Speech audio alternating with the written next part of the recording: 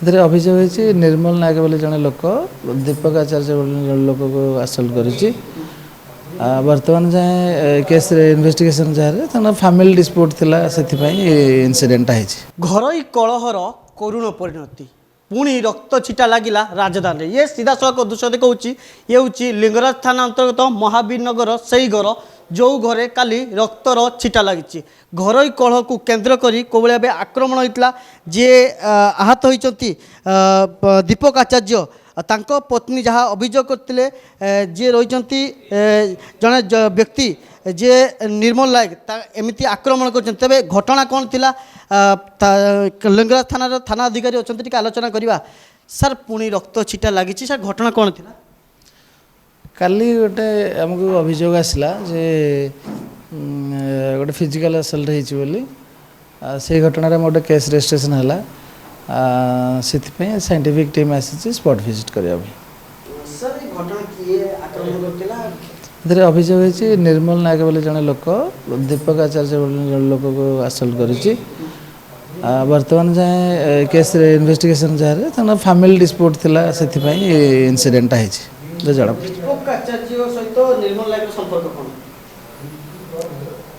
ତାଙ୍କର ବୋହୂ ସେ ଦୀପକ ଆଚାର୍ଯ୍ୟଙ୍କ ଅଫିସରେ କ'ଣ କାମ କରେ ବୋଲି ବର୍ତ୍ତମାନ ଯାହା ଯାହା ଜଣାପଡ଼ିଛି। ଦୀପକ ଆଚାର୍ଯ୍ୟ ନିର୍ମଲ ନାୟକ ବୁଝିବାକୁ ଆସିଥିଲେ?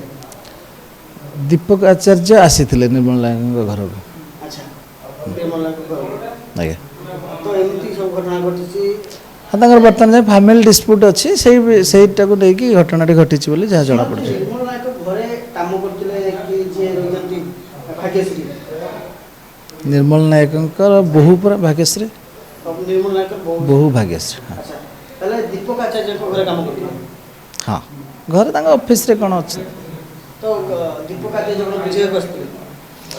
ସେ ବିଷୟରେ ଚାଲିଛି, ଇନଭେଷ୍ଟିଗେସନ୍ ଚାଲିଛି, କ'ଣ ହେଇଛି ଜଣାପଡ଼ିବ। ନିଶ୍ଚିତ ରୂପେ ଶୁଣୁଥିଲେ ଯାହା ଥାନା ଅଧିକାରୀ କହୁଥିଲେ, ଯିଏ ରହିଛନ୍ତି ଦୀପକ ଆଚାର୍ଯ୍ୟ, ଯାହାଙ୍କ ଘରେ କାମ କରୁଥିଲେ ଭାଗ୍ୟଶ୍ରୀ। ଆଉ ଭାଗ୍ୟଶ୍ରୀଙ୍କ ଶ୍ୱଶୁର ଯିଏ ଥିଲେ ନିର୍ମଲ ନାୟକ, ତାଙ୍କୁ କେମିତି ଆକ୍ରମଣ କରିଥିଲେ। ଆଉ ଆକ୍ରମଣ କରିବା ପରେ ପୁରା ଗୁରୁତର ଭାବେ ଏବେ ଚିକିତ୍ସା ଏମ୍ସରେ ଏବେ ଚିକିତ୍ସା ହେଉଛନ୍ତି। ତେବେ ଏ ଘଟଣା ଯେତେବେଳେ ରାଜଧାନୀରେ କାଲି ଘଟଣା ଘଟିଥିଲା, ଆଉ ରାଜଧାନୀରେ ପୁରା ଚାଞ୍ଚଲ୍ୟ ଖେଳାଇଥିଲା। ଚାଞ୍ଚଲ୍ୟ ଏଥିପାଇଁ ଖେଳାଇଥିଲା କେଉଁଭଳି ଭାବେ ଘରୋଇ କଳହରୁ କେମିତି କରୁଣ ପରିଣତି ଘଟିଥିଲା। ଆଉ ଏବେ ଯେଉଁ ଘରକୁ ଏବେ ସାଇଣ୍ଟିଫିକ୍ ଟିମ୍ ଆସି ତନାଘନା କରୁଛି, ଯାହା ଆମେ ସେ ଦୃଶ୍ୟ ଦେଖାଇ ପାରୁନୁ। ପୁରା ଘର ସାରା ପୁରା ବ୍ଲଡ୍ ପଡ଼ିଛି। ଆଉ ବ୍ଲଡ୍ ଯାହାକୁ ଆମେ ଗାଇଡ଼ଲାଇନ୍ ପାଇଁ ଆମେ ଦେଖାଇ ପାରୁନୁ। ତେବେ ଏ ଘଟଣା ରାଜଧାନୀରେ ଚାଞ୍ଚଲ୍ୟ ଖେଳାଇଛି। ଆଉ ଚାଞ୍ଚଲ୍ୟ ଖେଳିବା ପରେ ଜଣକୁ ଗିରଫ କରିଛି ଲିଙ୍ଗରାଜ ଥାନା ପୋଲିସ, ଯିଏ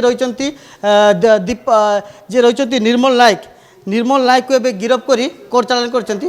ଆଉ ଏ ଘଟଣା ପଛରେ ଏବେ ମଧ୍ୟ ତଦନ୍ତ ଚାଲିଛି, ଆଉ ଏବେ ବି ସସ୍ପେନ୍ସ ଥିବା ଜଣାପଡ଼ୁଛି।